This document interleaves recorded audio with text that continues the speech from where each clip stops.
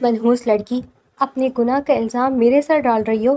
سائرہ نے نفرت سے کہتے اسے دھکا دیا، چونکہ حسین خان زیادہ سرخ نگاہوں سے سائرہ کو گھور کر رہ گیا، جس نے جان بوجھ کر الزام لگایا تھا تاکہ دونوں پر الزام لگا کر حسین سے اپنا رشتہ ختم کر سکے۔ تایا، یہ سب جھوٹ ہے۔ وہ یتیم روتے ہوئے سب کو اپنی بے گناہی کا یقین دلا رہی تھی۔ بس بہت ہو گیا، بس بہت ہوا۔ اس گند کی پوٹلی کو آج ہی اس کے عاشق کے ساتھ نکاح کر کے نکالو۔ تایا دھاڑے تھے۔ فیصلہ ہوتے ہی آنند فانند دونوں کا نکاح ہوا تھا۔ اس دوران حسین لب بھیجے ضبط کیے بیٹھا تھا، مگر سب کی آنکھیں پھیلی جب رخصتی کے وقت عالیشان گاڑیوں کی لمبی قطار ان کی گیٹ پر رکی۔ تائی جو وانیہ کو دھکے دے کر نکال رہی تھی، حسین کی دھاڑ پر رک گئی۔ خبردار جو کسی نے اسے ہاتھ بھی لگایا۔ سائرہ کو لگا اس پر آسمان ٹوٹ پڑا ہے، کیونکہ جس شخص کو غریب سمجھ کر اس نے یہ کھیل رچایا تھا وہ تو بہت بڑا۔ سحبیر کا وقت تھا اور یونیورسٹی کی چھٹی کے بعد سڑک پر ہلکی چہل پہل تھی۔ وانیہ کتابوں کا بیگ کندھے پر لٹکائے بس اسٹاپ کی طرف قدم بڑھا رہی تھی کہ اچانک راستے میں ایک نوجوان کو پریشان کھڑے دیکھا۔ وہ ہاتھ میں موبائل پکڑے کسی سے رابطے کی کوشش کر رہا تھا، لیکن پھر کال کاٹ کر ادھر سے ادھر دیکھنے لگا۔ اس کے چہرے پر اجنبیت اور کسی مسئلے میں پھنسے ہونے کے آثار صاف نظر آ رہے تھے۔ وانیہ کچھ دیر رکی اور پھر خود بھی بس اسٹاپ پر رک گئی۔ وہ لڑکا اس کی طرف دیکھ رہا تھا۔ ایکسکیوز می، یہاں آس پاس کوئی اچھا سا ہاسٹل مل سکتا ہے؟ وانیہ نے الجھن چھپاتے پوچھا۔ آپ اس شہر میں نئے ہیں؟ نوجوان نے سر ہلایا اور ایک لمبی سانس لیتے ہوئے کہا، جی ابھی 2 دن ہوئے ہیں، کام بھی یہی ملا ہے اور پڑھائی بھی جاری رکھنی ہے، اس لیے رہنے کی جگہ چاہیے۔ وانیہ کے ذہن میں فوراً تایا کی وہ بات گھوم گئی جو انہوں نے صبح ہی کہی تھی کہ گھر کا اوپر والا پورشن خالی پڑا ہے اور اگر کوئی ڈھنگ کا کرایہ دار مل جائے تو اسے دے دینا چاہیے۔ وانیہ نے ذرا سا سوچ کر کہا، اگر آپ چاہیں تو ہمارے گھر کا اوپر والا پورشن دیکھ سکتے ہیں، خالی پڑا ہے، کرایہ بھی زیادہ نہیں رکھیں گے۔ حسین نے چہرے پر ہلکی سی مسکراہٹ سجاتے ہوئے کہا، یہ تو میرے لیے بہت اچھا ہو جائے گا۔ پھر وانیہ کے کہنے پر دونوں چلتے ہوئے بس میں بیٹھ گئے۔ جیسے ہی وہ دروازے پر پہنچے، تایا صحن میں بیٹھے تھے۔ جب انہوں نے حسین کو دیکھا تو پہلے حیران ہوئے، پھر وانیہ کی بات کرنے پر ان کے چہرے پر ایک اطمینان بخش تاثر ابھرا۔ کرائے کی بات چیت شروع ہوئی تو حسین نے بہت نفاست سے اپنی باریں بتائی کہ وہ نوکری بھی کرتا ہے اور ساتھ اپنی پڑھائی کے مراحل بھی طے کر رہا ہے۔ تایا کے دل میں فوراً یہ خیال آیا کہ لڑکا پڑھا لکھا ہے اور سلجھا ہوا ہے، کرائے کے معاملے میں کوئی پریشانی نہیں ہوگی۔ تایا نے اپنی چھڑی ایک طرف رکھی اور گھر کے اندر آواز لگائی، ارے سنتی ہو؟ اوپر والے کمرے کی چابی لا کر دینا۔ اندر سے تائی نے چابی نکالی اور وانیہ کے ہاتھ میں تھما دی۔ جاؤ بیٹا، اوپر والے کمرے کی چابی دے آؤ۔ وانیہ سیڑھیاں چڑھ کر اوپر آئی اور حسین کے ہاتھ میں چابی پکڑا دی۔ چابی لیتے وقت اتفاق سے دونوں کے ہاتھ ہلکے سے آپس میں چھو گئے۔ دونوں نے ایک دم سے اپنے ہاتھ پیچھے کھینچ لیے اور فاصلہ بنا لیا۔ حسین نے ذرا سا جھیپتے ہوئے کہا، سوری۔ وانیہ نے نگاہیں جھکا کر کہا، کوئی بات نہیں۔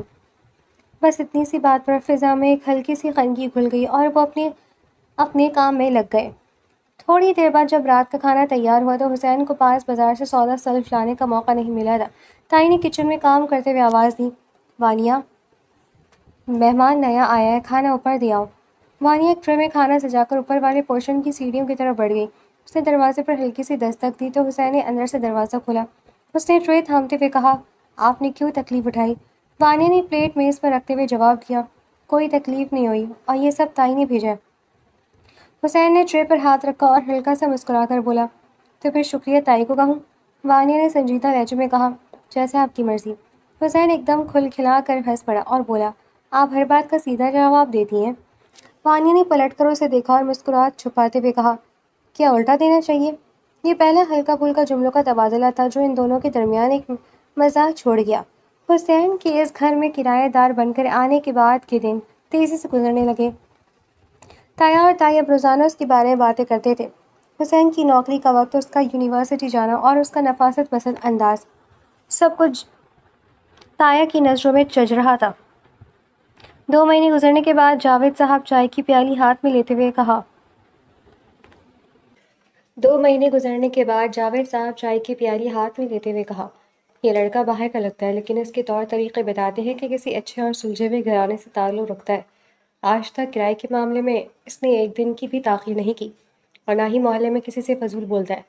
تائی نے روٹیاں بیلتے ہوئے شوہر کی بات کی تائید کی اور کہا کہ بالکل ٹھیک کہہ رہے ہیں آپ، ایسا سلجھا ہوا جوان اس دور میں کہاں ملتا ہے، اور ویسے بھی ہماری سائرہ کے لیے اب اس سے بہتر رشتہ اور کیا ہو سکتا ہے۔ जवान भी है, पढ़ा लिखा भी है और कमाना भी जानता है। जावेद साहब ने कुछ देर सोचा और फिर सर हिलाते हुए बोले कि बात तो तुम ठीक कह रही हो। अगर लड़की की रजामंदी हो तो हमें इस रिश्ते में देर नहीं करनी चाहिए। दूसरी तरफ ऊपर वाले कमरे में रात का सन्नाटा छाया हुआ था और हुसैन अपने बिस्तर पर लेटा छत की तरफ देख रहा था। उसने अपना मोबाइल उठाया और अपने खास दोस्त को कॉल मिला दी। दूसरी तरफ से कॉल उठाती हुसैन ने मध्यम और परेशान लहजे में कहा कि यार, मैं यहाँ आ तो गया हूँ और इस घर में किराएदार भी बन गया हूँ, लेकिन मुझे खुद समझ नहीं आ रही कि आगे सब कैसे होगा। दोस्त ने हैरत से पूछा कि इतनी बड़ी प्लानिंग करके तुम खुद वहाँ गए हो और अब पूछ रहे हो कि कैसे होगा। हुसैन ने एक लंबी सांस ली और कहा कि प्लानिंग तो अपनी जगह है, लेकिन जब उसे रोज़ सामने देखता हूँ तो दिल में एक अजीब सा तूफान उठता है। मुझे डर है कि मेरा असल मकसद कहीं उसके सामने ना खुल जाए। दोस्त ने कहका लगाया और कहा कि भाई, जो करना है जल्दी करो वरना देर हो जाएगी। हुसैन ने फ़ोन बंद किया और खिड़की के पास आकर खड़ा हो गया, जहाँ नीचे वानिया के कमरे की खिड़की का हल्का सा हिस्सा नजर आ रहा था। उसके दिल में एक ही सवाल था कि क्या वो अपने इस मकसद में कामयाब हो पाएगा जिसके लिए वो सब कुछ छोड़ कर यहाँ आया था। अगले दिन शाम के वक्त जब हुसैन नीचे से गुजर रहा था तो जावेद साहब ने उसे अपने पास चारपाई पर बैठने का इशारा किया। हुसैन अदब से उनके पास बैठ गया। उन्होंने मोहब्बत भरे लहजे में कहा कि बेटा, तुम्हें यहाँ रहते हुए चंद दिन हो गए हैं और हमने तुम्हारी शराफत और चाल ढाल को बहुत करीब से देख लिया है। हम तुमसे कुछ कहना चाहते हैं। हुसैन ने एहतरामंद से सर झुकाकर कहा कि कहिए अंकल, क्या बात है। ताया ने मुस्कुराकर कहा कि हम चाहते हैं कि तुम इस घर में सिर्फ एक किराएदार के तौर पर ना रखा जाए, बल्कि इस रिश्ते को एक नया नाम दिया जाए। हुसैन ने चौंक कर जावेद साहब को देखा और पूछा कि मैं समझा नहीं। ताया ने साफ लफ्ज़ों में कहा कि हम अपनी बेटी का रिश्ता तुमसे करना चाहते हैं। बताओ, तुम्हें कोई एतराज़ तो नहीं? हुसैन के अंदर एक लम्हे के लिए सन्नाटा छा गया। उसके जहन में फ़ौरन वानिया का चेहरा घूमा, मगर फिर उसने कहा कि सोच कर बताऊंगा। ये कहते हुए वो बाहर जाने के बजाय वापस ऊपर आ गया था। वो इसी बात को सोच रहा था, मगर फिर उसके दिल से आवाज़ आई कि इसमें सोचने वाली कौन सी बात है। वो शीशे के सामने खड़ा खुद कलामी कर रहा था। हुसैन, तुम्हें खुश होना चाहिए, तुम तो चाहते थे। उसकी शुरुआत हो गई है। फिर बिना कुछ सोचे वो नीचे पहुंच गया और उसने बगैर किसी तरदद के सर झुकाकर कहा कि अगर आपको और आपकी बेटी को इस रिश्ते पर कोई एतराज़ नहीं है तो मुझे भी कोई एतराज़ नहीं है। जावेद साहब ये सुनकर बहुत खुश हुए और उन्होंने फ़ौरन मिठाई मंगवाने का कह दिया। 2 दिन के अंदर अंदर मंगनी की छोटी सी तकरीब भर के अंदर ही तय पा गई। ज़्यादा लोगों को नहीं बुलाया गया था, बस चंद करीबी रिश्तेदार मौजूद थे। हुसैन जब तैयार होकर नीचे हॉल में आए तो उसके दिल में एक अजीब सा खटखटा था कि वो आज इस घर की बेटी से मंगनी करने जा रहा है, जैसे वो पिछले कई दिनों से देख रहा था। इतने में पर्दा हटा और सामने एक लड़की आई, जिसे देखकर हुसैन के पैरों तले ज़मीन निकल गई। वो लड़की वानिया नहीं बल्कि सायरा थी, जो बहुत तैयार होकर और मुंह पर झूठी मुस्कान सजाए मेहमानों के दरमियान आ रही थी। हुसैन की आंखें फटी की फटी रह गईं। उसका दिल एक लम्हे के लिए डूब सा गया। उसने सायरा को देखकर दिल ही दिल में सोचा कि ये क्या हो रहा है।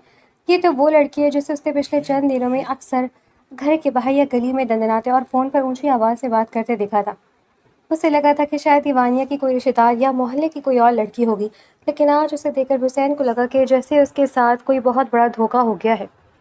सायरा जब पास आई और उसकी निगाहें हुसैन से मिली तो उसके चेहरे की मुस्कुराहट मलहम पड़ गई, क्योंकि उसके साथ ज़बरदस्ती की गई थी। हुसैन के चेहरे पर खुशी के बजाय एक गहरा शुक्र व शुबहात का गुबार छाया हुआ था। उसने सायरा का हाथ अपने हाथ में लेते हुए बेबस सोचा कि आखिर इस घर में ये कौन सा खेल खेला जा रहा है और वानिया इस सब में कहाँ खड़ी है। इसी दौरान दूर खड़ी वानिया ने मेहमानों की भीड़ से ज़रा हटकर इन दोनों को देखा। उसकी पलकें एक लम्हे के लिए झुकीं और दिल में एक हल्की सी कसक उठी, जिसे उसने खुद भी फ़ौरन झटकने की कोशिश की, लेकिन अंदर ही एक अनजानी सी घुटन ने उसके सीने को जकड़ लिया। मंगनी की अंगूठी जब सायरा की उंगली पहनाई जा रही थी तो हुसैन की निगाहें बार बार कमरे के कोने में खड़ी वानिया की तरफ उठ रही थी, और यही वो लम्हा था जहाँ से अब आगे तूफान आने वाला है। रात के वक्त सायरा का मोबाइल मुसलसल गूंज रहा था। स्क्रीन पर किसी लड़के का नाम चमक रहा था। उसने कॉल रिसीव किया और बेजारी से बोल उठी, तुम बार बार मुझे फ़ोन क्यों कर रहे हो? मैंने तुमसे कह दिया ना कि मेरी मंगनी कहीं और तय हो चुकी है। दूसरी तरफ से लड़के की गुस्से से भरी आवाज़ आई, तुमने तो कहा था कि तुम सिर्फ मुझसे मोहब्बत करती हो और शादी मुझसे ही करोगी, तो भाई अचानक किसी और के साथ मंगनी का ड्रामा क्या है? सायरा ने हक़ारत से मुस्कुराकर अपने नाखूनों पर निगाह डाली और कहा कि मोहब्बत अपनी जगह है, लेकिन मैं अपनी पूरी ज़िंदगी किसी गरीब की झोपड़ी में गुजारने के लिए पैदा नहीं हुई हूँ। ये लड़का देखने में आम सा किराएदार लगता है, लेकिन मुझे अब लग रहा है कि इसके पास पैसा है, इसलिए अब मुझे दोबारा कॉल करने की ज़रूरत नहीं है। सायरा ने कॉल काट दिया और फ़ोन साइड पर फेंक दिया। वो ये नहीं जानती थी कि उसकी ये हवस इस घर में एक बहुत बड़ा तूफान लाने वाली है। अगले दिन दोपहर के वक्त घर में हल्की सी धूप फैली हुई थी और लॉन में हल्की हवा चल रही थी। हुसैन अपने कमरे से नीचे उतरा तो उसे मालूम हुआ कि उसका लैपटॉप ऊपर ही रह गया है। حالانکہ اسے باہر جانا تھا اور کسی کام سے لیپ ٹاپ بھی ساتھ ہی لے جانا تھا، تو فوراً اوپر پلٹ گیا۔ اوپر والے کمرے کا دروازہ نہیں ہوا تھا۔ حسین نے اندر قدم رکھے تاکہ اتنے میں نیچے سے وانیہ کسی ضروری کام سے اوپر کی طرف آئی، کیونکہ اسے تائی نے اوپر والے پورشن میں ہی کوئی چیز رکھنے کو بھیجا تھا۔ وانیہ نے دیکھا کہ حسین اپنے کمرے کے دروازے کے پاس کھڑا ہے تو وہ رک گئی۔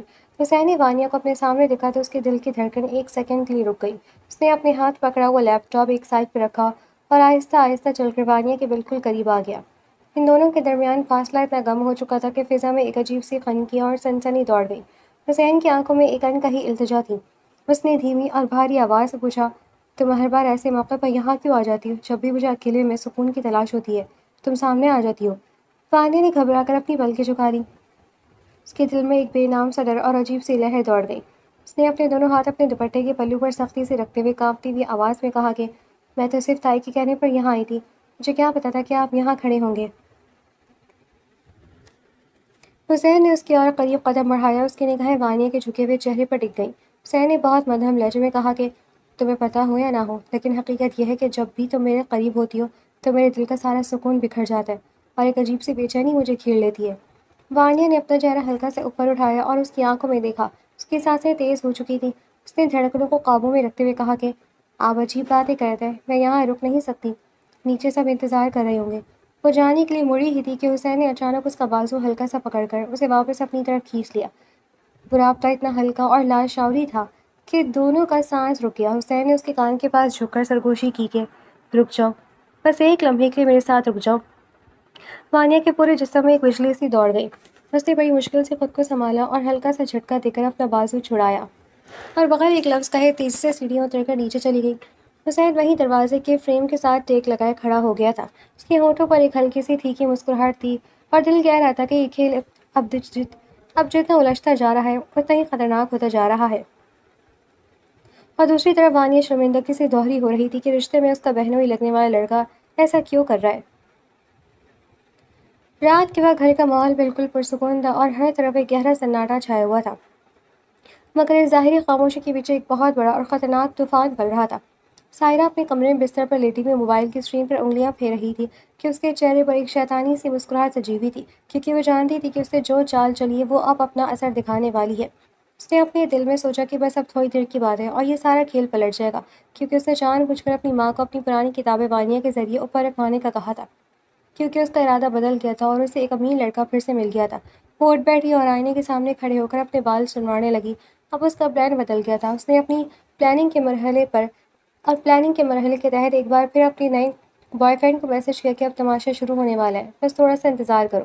دوسری طرف اوپر والے پورشن میں حسین اپنے کمرے کی کھڑکی کے پاس خاموشی سے کھڑا باہر اندھیرے میں دیکھ رہا تھا۔ اس کے ہاتھ میں کافی کا مگ تھا لیکن وہ اسے پی نہیں رہا تھا۔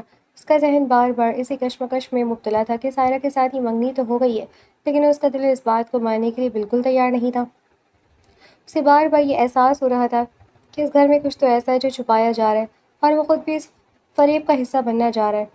اتنے میں نیچے سے سیڑھیوں پر ہلکی سی آہٹ ہوئی، کوئی بہت دبی پاؤں اوپر آ رہا تھا۔ حسین نے مڑ کر دروازے کی طرف دیکھا تو سائرہ کچن سے پانی کا بہانا بنا کر اوپر والے پورشن میں داخل ہو چکی تھی۔ سائرہ نے جان بوجھ کر حسین کے کمرے کا دروازہ تھوڑا سا اور کھولا اور پھر ہلکا سا کرہانے کا ناٹک کیا تاکہ نیچے بیٹھے ہوئے سب لوگ اس کی آواز سن سکیں۔ نیچے اس کے ماں باپ اپنے کمرے میں سونے کی تیاری کر رہے تھے کہ اچانک سائرہ کی وہ بناوٹی اور ڈرنے والی آواز اوپر سے گونجی۔ جاوید نے چونک کر دروازے کی طرف دیکھا اور بیگم سے کہا کہ یہ اوپر کس کی آواز آئی؟ تائی نے بھی گھبرا کر کہا یہ تو سائرہ کی آواز لگتی ہے، وہ اس وقت اوپر کیا کر رہی ہے؟ تائی نے غصے سے اپنی چھڑی اٹھائی اور بولے کہ چلو دیکھو کیا ماجرا ہے۔ مگر اس سے پہلے کہ وانیہ آواز سن کر اوپر جانے لگی، تایا اور تائی جب اوپر پہنچے تو ان کے پیروں تلے سے زمین نکل گئی۔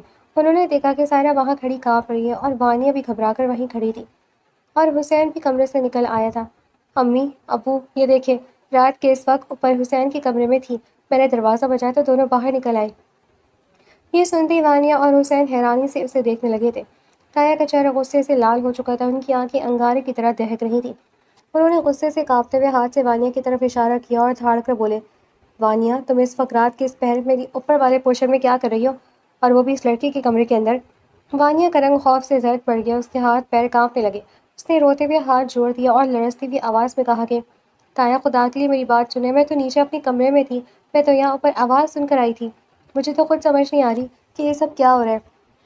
سائرہ نے فوراً درمیان میں آ کر مگرمچھ کے آنسو بہاتے ہوئے ڈرامائی لہجے میں کہا کہ جھوٹ بول رہی ہے، میں نے خود اپنی آنکھوں سے اسے اوپر آتے ہوئے دیکھا ہے، میں تو بس پانی لینے آئی تھی تو دیکھا کہ یہ چپکے سے اوپر آ رہی تھی۔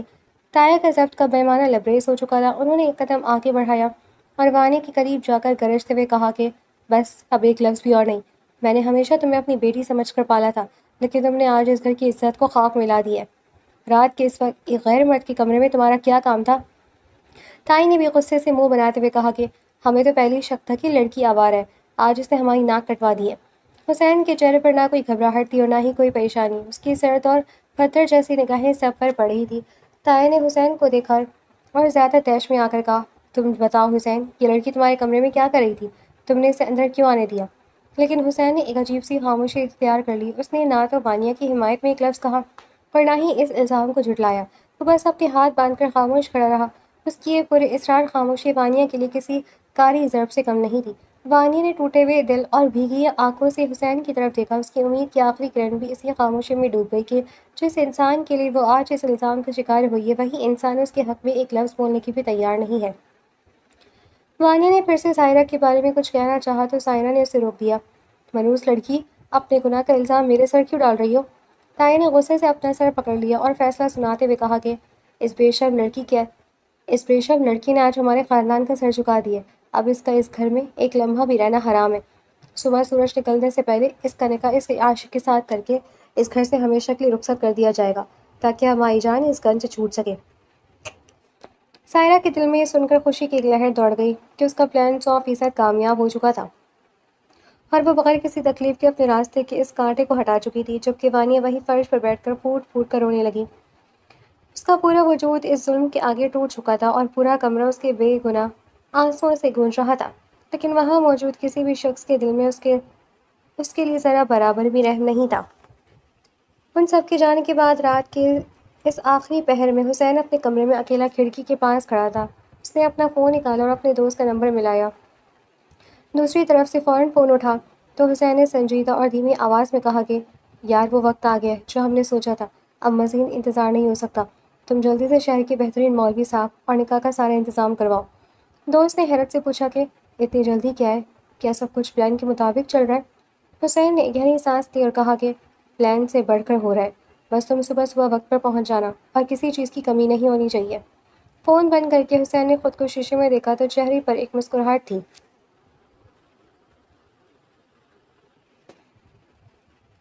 اگلی صبح سورج نکلنے کے ساتھ ہی گھر کا ماحول انتہائی کشیدہ اور ہنگامہ خیز تھا۔ ڈرائنگ روم میں مولوی صاحب اور 2 گواہ آ کر بیٹھ چکے تھے۔ طاہر کے چہرے پر غصے کی لکیریں ابھی تک واضح تھیں، جبکہ سائرہ کے چہرے پر ایک اندرونی خوشی اور اطمینان تھا کہ اس کا راستہ صاف ہو چکا تھا۔ وانیہ کو زبردستی اس کے کمرے سے باہر لایا گیا۔ اس کا پورا چہرہ رات بھر رونے کی وجہ سے سوج چکا تھا۔ اس کی آنکھوں میں ایک شدید بے بسی اور غصہ تھا کہ کسی نے اس کی بات نہیں سنی اور اسے بغیر کسی قصور کے اس گناہ کی سزا دی جا رہی ہے جو اس نے کیا ہی نہیں تھا۔ تایا نے حقارت سے وانیہ کی طرف دیکھتے ہوئے کہا کہ اب زیادہ ڈرامہ کرنے کی ضرورت نہیں ہے، شکر کرو کہ ہم نے تمہاری عزت رکھ لی، ورنہ اس محلے میں تمہیں منہ دکھانے کے لائق نہ چھوڑتا۔ مولوی صاحب نے آگے بڑھ کر نکاح کے کاغذات اٹھائے اور وانیہ سے پوچھا کہ کیا آپ کو اس نکاح پر رضامندی ہے؟ وانیہ نے ایک لمحے کے لیے اپنی سرخ اور بھیگی ہوئی آنکھیں اٹھا کر سامنے کھڑے حسین کو دیکھا۔ حسین کی آنکھوں میں ایک ایسی گہری خاموشی اور پراسرار چمک تھی جسے پڑھنا ناممکن تھا۔ وانیہ کو دل ہی دل میں شدید غصہ اور حیرت ہو رہی تھی کہ یہ لڑکا جو کل رات تک ایک عام کرایہ دار لگ رہا تھا، آج اتنی خاموشی سے یہ سب کیسے ہونے دے رہا ہے؟ کیا اسے ذرا بھی احساس نہیں کہ وہ کس دلدل میں پھنس رہا ہے؟ لیکن اپنے اوپر لگی اس تہمت اور طایا کے سخت تنے ہوئے چہرے کو دیکھ کر اس نے کانپتے ہوئے لہجے میں بس اتنا ہی کہا کہ جو آپ لوگوں کی مرضی ہے۔ پھر نکاح کے الفاظ دہرائے گئے اور وانیہ کا نکاح حسین خانزادہ کے نام پر پڑھا دیا گیا۔ نکاح کی کارروائی مکمل ہونے کے بعد طاہر نے حسین کو دیکھا اور سرد لہجے میں کہا کہ چلو اب یہ فتنہ تمہارے نام ہو گیا ہے، اسے اپنے ساتھ لے جاؤ کیونکہ ہم اس منحوس لڑکی کو اب اس گھر میں ایک لمحہ بھی برداشت نہیں کر سکتے، اور تمہیں بھی۔ لیکن حسین نے اپنا سر ہلایا اور ایک بہت پرسکون اور حتمی لہجے میں کہا کہ نہیں، میں اسے آج اپنے ساتھ اس طرح نہیں لے جاؤں گا۔ طاہر نے غصے سے اپنی بھویں چڑھائی اور تنے ہوئے لہجے میں بولے، اب کون سا نیا ڈرامہ شروع کر دیا تم نے؟ نکاح ہو چکا ہے تو رخصتی بھی ابھی ہونی چاہیے، کیا تم یہاں تماشا بنانا چاہتے ہو؟ حسین نے اپنی جیب سے اپنا اصل شناختی کارڈ نکال کر میز پر رکھا اور بہت دھیمے سے لہجے میں کہا کہ آپ کو ڈرنے کی ضرورت نہیں ہے کہ میں کہیں بھاگ تھوڑی جاؤں گا، یہ رہی میری اصل شناخت. میں اپنے والدین کو لے کر باقاعدہ 2 دن بعد آؤں گا اور پھر پوری عزت کے ساتھ اس گھر سے اپنی بیوی کی رخصتی لے کر جاؤں گا. آج میں اکیلا ہوں اور انتظامات پورے نہیں ہیں. تب تک وانیہ یہیں آپ کے گھر رہے گی. سائرہ نے یہ سن کر فوراً مداخلت کی اور تیز لہجے میں طنز کرتے ہوئے کہا کہ پتہ نہیں کون ہے اور کون سے ماں باپ کی بات کرے. کہیں ایسا تو نہیں کہ یہ کوئی فریب ہو اور یہ کل یہاں سے غائب ہو جائے. حسین نے سائرہ کی طرف ایک ایسی تیز اور گھورتی ہوئی نگاہ ڈالی کہ سائرہ نے اندر تک کپ کپی طاری ہو گئی. حسین نے اپنا شناختی کارڈ طاہر کے ہاتھ میں تھماتے ہوئے کہا کہ میرا نام اس کارڈ پر صاف لکھا ہے. 2 دن بعد میرا پورا خاندان دروازے پر ہوگا. اور یہ کہتے ہی حسین نے ایک بار پھر وانیہ کی طرف دیکھا. وانیہ کی آنکھوں میں اس وقت بے پناہ غصہ، حیرت اور ایک انجانہ تجسس تیر رہا تھا کہ آخر یہ عام سا کرایہ دار اتنے پختہ اعتماد اور دبدبے سے کیسے بات کر رہا ہے. کیا واقعی اس کی کوئی اور حقیقت ہے جو ابھی تک کسی پر ظاہر نہیں ہوئی؟ حسین بغیر کسی مزید بحث کے وہاں سے پلٹا اور اپنے کمرے کی طرف چلا گیا، جبکہ پیچھے پورا گھر اس نئے اور گہرے تجسس میں الجھ کر رہ گیا کہ اگلے 2 دنوں میں کیا طوفان آنے والا ہے.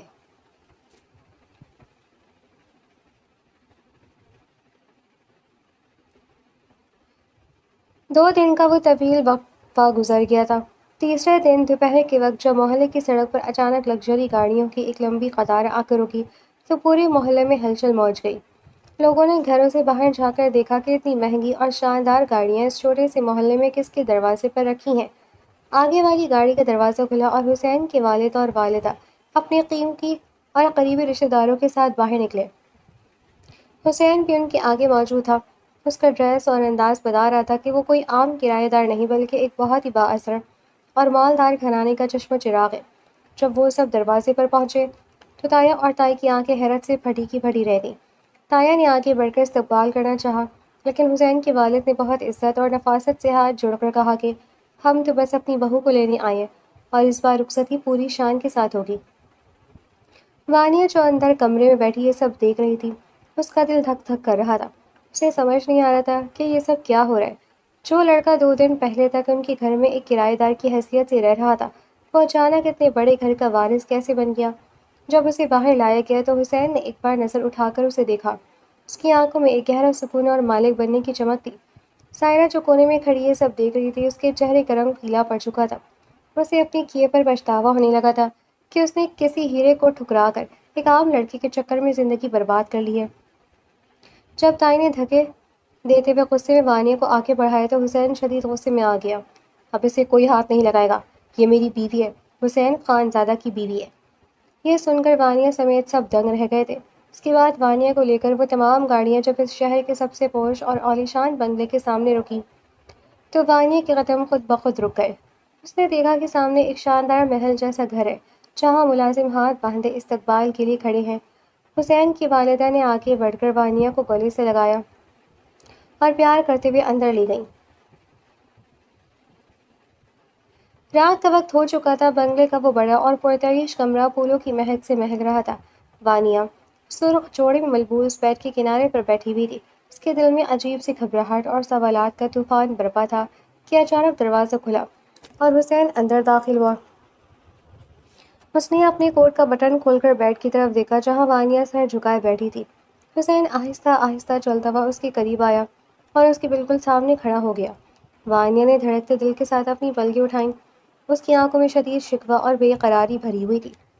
وہ اب مزید خاموش نہیں رہ سکتی تھی. اس نے اپنی کانپتی ہوئی آواز میں حسین کی طرف دیکھ کر شکوہ کیا کہ آپ نے اس دن کیوں کیا ایسا؟ جب تایا اور سائرہ مجھ پر اتنی گھٹیا الزام لگا رہے تھے تو آپ نے ایک لفظ بھی میری صفائی میں کیوں نہیں کہا؟ آپ کو ذرا بھی احساس نہیں ہوا کہ میں اس وقت اندر سے کتنی ٹوٹ چکی تھی؟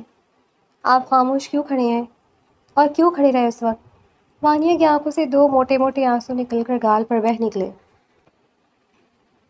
حسین کا دل یہ دیکھ کر اندر سے ہل گیا.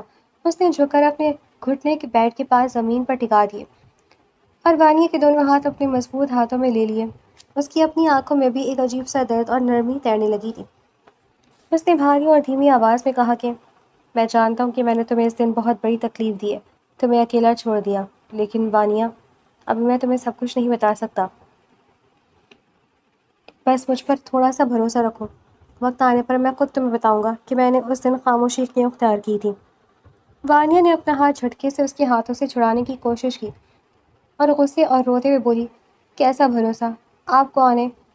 مجھے تو یہ بھی نہیں پتا۔ آپ نے مجھے جان بوجھ کر جھوٹ بولا۔ آپ نے مجھ سے جان بوجھ کر جھوٹ بولا، کرایہ دار بن کر ہمارے گھر آئے اور پھر سب کے سامنے میرا تماشا بننے دیا۔ میں کیسے مانوں کہ آپ میرے خیر خواہ ہیں؟ حسین نے اس کی آنکھوں میں دیکھتے ہوئے بہت گہری اور پیار بھری سرگوشی کی کہ ذرا صبر رکھو، وقت آنے پر سب پتہ چل جائے گا۔ پھر حسین نے نرمی سے اس کے ماتھے پر اپنے ہونٹ رکھ دیا اور کہا کہ اب آرام کرو، باقی ساری باتیں کل ہوں گی۔ اور یہ کہہ کر وہ اٹھ گیا اور صوفے کی طرف بڑھ گیا۔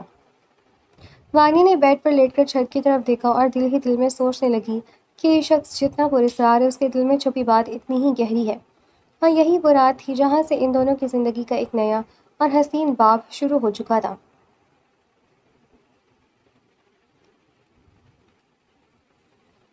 شادی کے بعد کے ابتدائی دن ایک خواب کی طرح گزر رہے تھے۔ حسین کے عالیشان بنگلے میں وانیہ کے لیے سب کچھ نیا تھا، مگر اس کے باوجود گھر کے ہر کونے میں حسین کی توجہ اور محبت کا احساس صاف جھلکتا تھا۔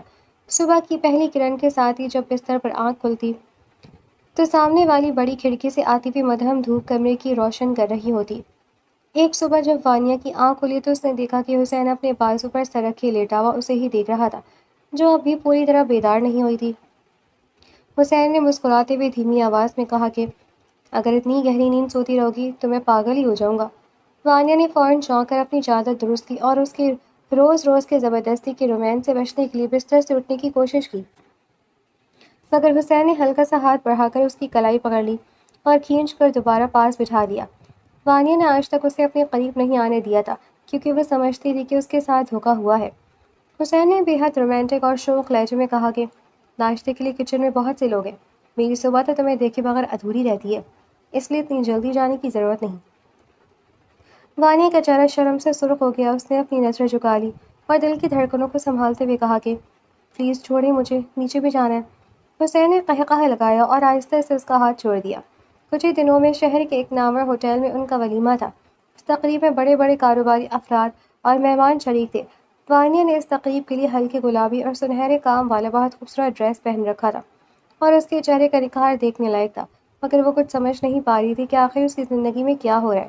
جب وہ مہمانوں کے درمیان حسین کے ساتھ کھڑی تھی تو ہال میں موجود ہر شخص کی نگاہیں ان دونوں پر جمی ہوئی تھی۔ تقریب کے بعد جب وہ دونوں واپس اپنے کمرے میں آئے تو وانیہ تھکن سے چور ہو کر بیٹھ کے ایک کونے پر بیٹھ گئی۔ اس نے اپنے زیورات اتارنے کی کوشش کی، لیکن اس کا گلے کا بھاری ہار پھنس گیا۔ وہ بار بار کوشش کر کے تنگ ہونے لگی تو حسین خود چل کر اس کے قریب آیا۔ اس نے بہت نفاست اور محبت سے وانیہ کے پیچھے کھڑی ہو کر اپنے ہاتھ بڑھائے اور اس ہار کو کھولنے لگا۔ اس کی انگلیوں کا ہلکا سا لمس وانیہ کی گردن کو جلد پر ہوا۔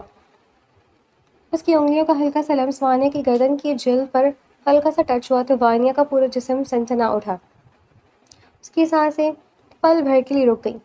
حسین نے آئینے میں وانیہ کی جھکی ہوئی اور شرمائی ہوئی آنکھوں میں دیکھتے ہوئے اس کے کان کے پاس سرگوشی کی۔ اتنی جلدی تھک گئی ہے میری جان، ابھی تو ہماری زندگی کی سب سے حسین راتیں باقی ہیں۔ وانیہ نے پلکیں اٹھا کر آئینے میں حسین کا چہرہ دیکھا۔ اس کے دل میں ایک انجانا سا احساس جاگا، لیکن اس نے فوراً خود کو سنبھالا اور بولی کہ آپ زیادہ قریب مت آئیں، یہ نکاح زبردستی ہوا ہے اور میں آپ کو کبھی قبول نہیں کروں گی۔ حسین مسکرا دیا اور اس کے کندھے پر ہلکا سا بوسہ دے کر بستر سے اٹھ گیا، کیونکہ وہ جانتا تھا کہ وہ جھوٹ بول رہی ہے، اور وہ یہ بھی جانتا تھا کہ جب وہ سب سچ بتائے گا تو وانیہ کا پیار کھل کر سامنے آئے گا۔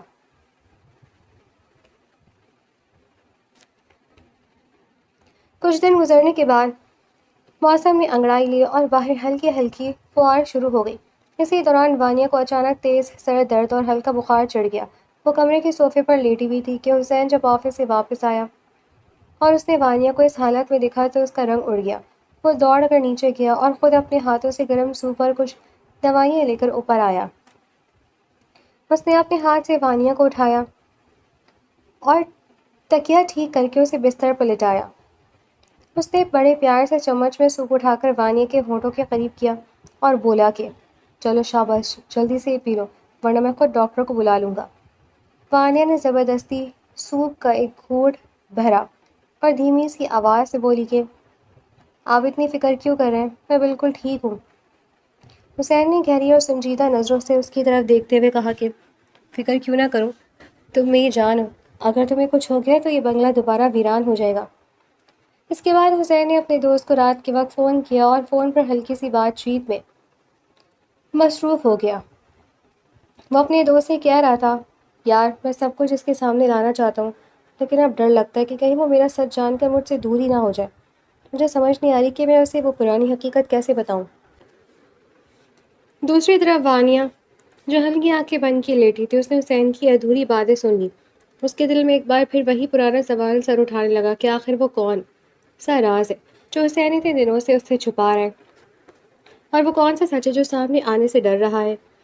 ایک دن حسین باتھ روم میں تھا کہ اس کے موبائل پر اس کے دوست کا میسج آیا جو وانیہ نے دیکھ لیا، جس سے اس پر بہت کچھ واضح ہو گیا تھا۔ اتنے میں باتھ روم کا دروازہ کھلا اور حسین تولیے سے بال خشک کرتا ہوا باہر نکلا۔ اس نے سامنے وانیہ کو سرخ چہرے کے ساتھ کھڑے دیکھا تو اس کے قدم وہیں جم گئے۔ اس کے چہرے کا رنگ بالکل اڑ گیا۔ وہ جان گیا تھا کہ جس سچ کو وہ اتنے دنوں سے چھپا رہا تھا وہ اب بے نقاب ہو چکا ہے۔ حسین نے گھبرا کر آگے بڑھنا چاہا اور دھیمی آواز سے بولا، وانیہ میری بات سنو، یہ سب ویسا نہیں ہے جیسا تم سوچ رہی ہو۔ لیکن وانیہ نے ہاتھ کا اشارہ دے کر اسے وہیں روک دیا۔ اس کی آواز غصے اور ٹوٹے ہوئے دل کی تکلیف سے کانپ رہی تھی۔ اس نے روتے ہوئے چلا کر کہا، مجھ سے دور رہو، تم نے یہ سب جھوٹ کیوں بولا مجھ سے؟ تم کون ہو؟ تم میرے تائی کے گھر کوئی عام کرایہ دار بن کر نہیں گئے تھے، بلکہ تم سب کچھ پہلے سے جانتے تھے۔ تم نے مجھے جان بوجھ کر اپنی جال میں پھنسایا ہے۔ حسین نے تیزی سے آگے بڑھ کر وانیہ کی دونوں کلائیاں اپنے مضبوط ہاتھوں میں دبوچ لیں۔ اس کی اپنی آنکھوں میں ایک شدید بے بسی اور محبت کا سمندر امڑ آیا۔ اس کا گلا روند گیا تھا۔ اس نے بہت درد بھرے اور التجا والے لہجے میں کہا کہ ہاں میں سب کچھ جانتا تھا وانیہ۔ میں جانتا تھا کہ تمہارے تایا تمہاری اس جائیداد پر قبضہ کرنا چاہتے ہیں۔ میں جانتا تھا کہ وہ تمہیں کسی بھی طرح اس گھر سے نکالنا چاہتے ہیں۔ میں نے جب پہلی بار تمہیں عدالت کے باہر تایا کے ساتھ دیکھا تھا، اسی دن میرا دل ہار گیا تھا۔ میں تم سے محبت کرنے لگا تھا۔ میں نے اس دن سے تہیہ کر لیا تھا کہ اس لڑکی کو اس کے حق سے محروم نہیں ہونے دوں گا۔ وانیہ کی سسکیاں رک گئیں۔ اس نے حیرت اور بھیگی ہوئی پلکوں سے حسین کے چہرے کو دیکھا۔ اس کا دل ایک پل کے لیے دنگ رہ گیا۔ وہ ہکلاتی ہوئی بولی، تو تو تم مجھے پہلے سے جانتے تھے؟ تم اس لیے اس شہر میں آئے تھے؟ حسین نے گہری اور سچی نظروں سے اس کی آنکھوں میں دیکھتے ہوئے سر ہلایا اور کہا کہ ہاں، میں اس لیے آیا تھا۔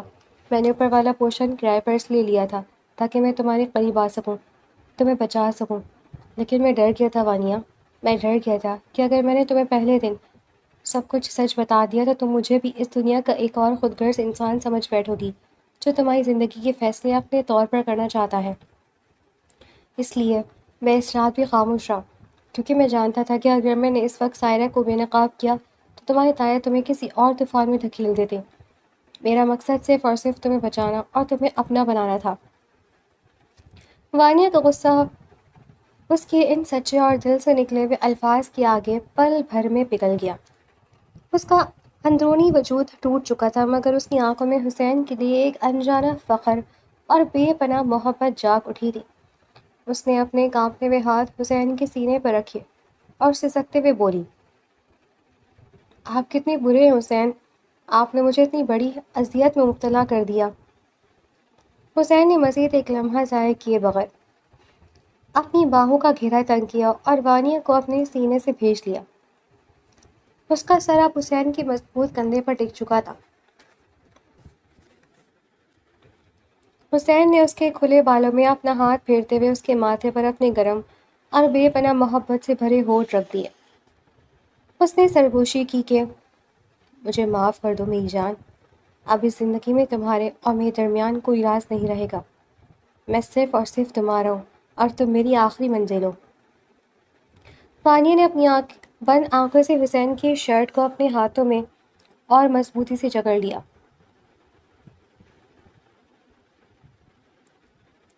صبح کی پہلی کرن جب بنگلے کے شیشے سے اندر اتری تو کمرے کا پورا ماحول ایک انجانی نفاست اور محبت کی مہک سے بسا ہوا تھا۔ وانیہ کی آنکھ کھلی تو اس نے خود کو حسین کی مضبوط اور گرم باہوں کے حصار میں پایا۔ حسین ابھی تک گہری نیند میں تھا اور اس کا ایک ہاتھ وانیہ کی کمر پر اس طرح ٹکا ہوا تھا جیسے وہ دنیا کی سب سے قیمتی چیز کو تھامے ہوئے ہو۔ وانیہ نے مسکرا کر پلکیں اٹھائیں اور بے ساختہ جھک کر حسین کے چہرے پر بکھرے ہوئے بالوں کو پیچھے ہٹایا۔ حسین نے اپنی آنکھیں کھولی اور گہری نیند میں ڈوبی ہوئی آواز میں مسکرا کر بولا، اتنی صبح صبح میری حسین بیوی کو کس نے جگا دیا ہے؟ وانیہ نے شرما کر اپنا چہرہ اس کے سینے میں چھپانے کی کوشش کی، مگر حسین نے اپنے بازوؤں کو گھیرا اور تنگ کر کے اس کے گال پر ہلکا سا پیار بھرا بوسہ دیا اور سرگوشی کی۔ آج کہیں جانے کی ضرورت نہیں ہے، آج کا پورا دن صرف ہمارا ہے۔ ان دونوں کے درمیان محبت کے وہ ہلکے پھلکے اور خوبصورت لمحے گزر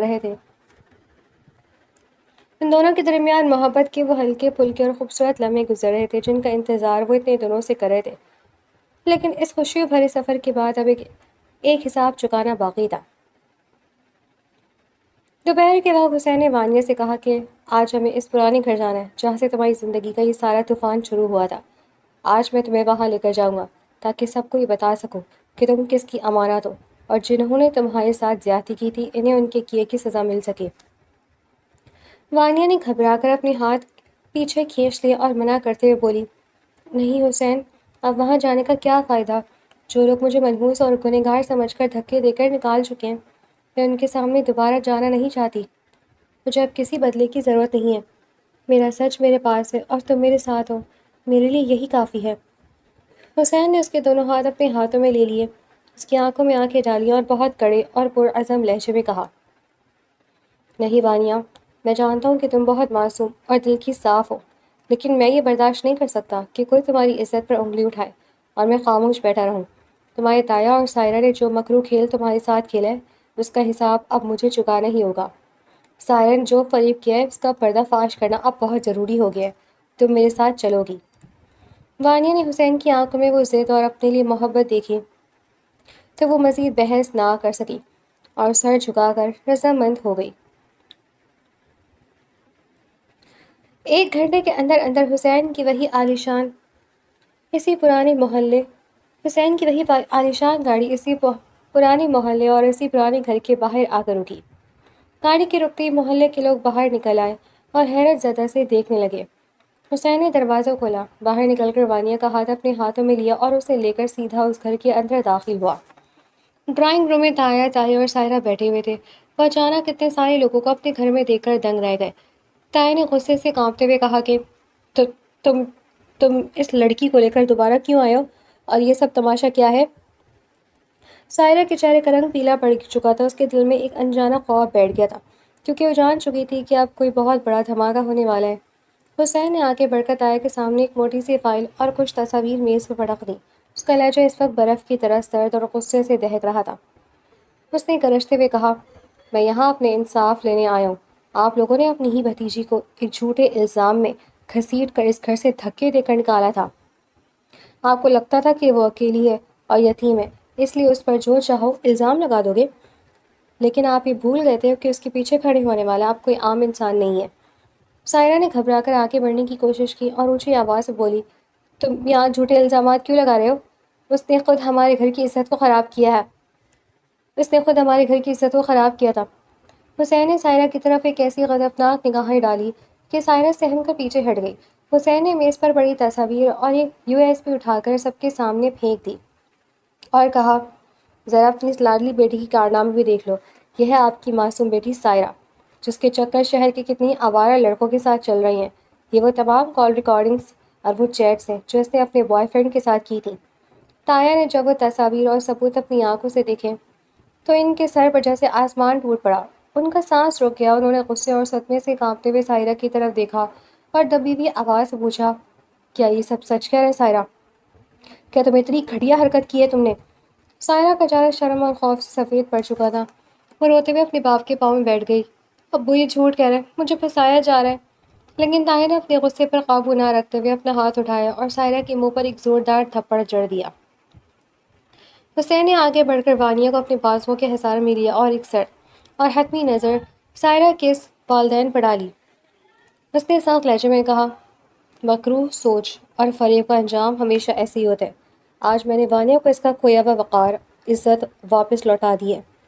اب اس کی کوئی حق تلفی نہیں کر سکتا۔ آپ کو اس کی جائیداد بھی واپس کرنی ہوگی۔ مگر وانیہ نے اسے روک دیا کہ اس کی عزت واپس آ گئی، اسے اور کچھ نہیں چاہیے۔ سارے محلے نے یہ سچ اپنی دیواروں سے سن لیا تھا۔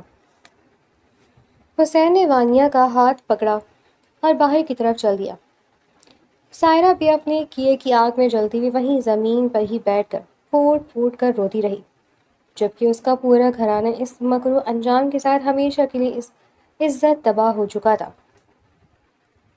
وانیہ جب باہر آ کر حسین کی اس شاندار گاڑی میں بیٹھی تو اس نے سکون کا ایک لمبا سانس لیا۔